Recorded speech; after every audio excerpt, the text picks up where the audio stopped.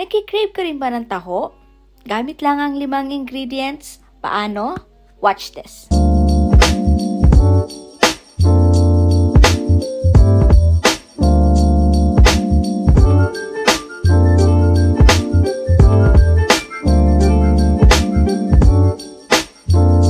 Una, ilagay ang 1 litro ng soya milk sa kasirola.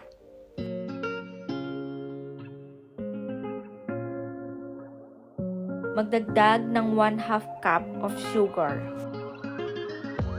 Para sa gulaman, maglagay ng 1 1/2 to 2 tablespoon.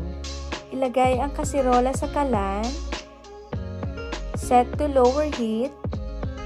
Haluin lang para matunaw ang asukal at para hindi masunog sa ilalim. Tapos, pwede nang ilipat sa container. Para sa arnibal, maglagay ng 1 cup of brown sugar at 1 cup of water. Haluin hanggang matunaw ang asukal.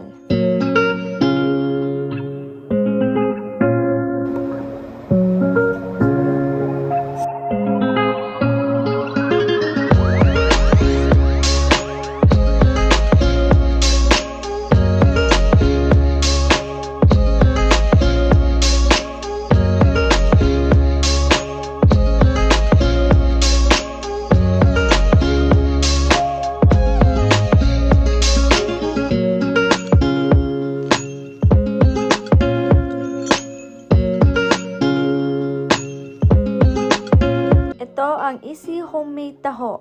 Thank you for watching!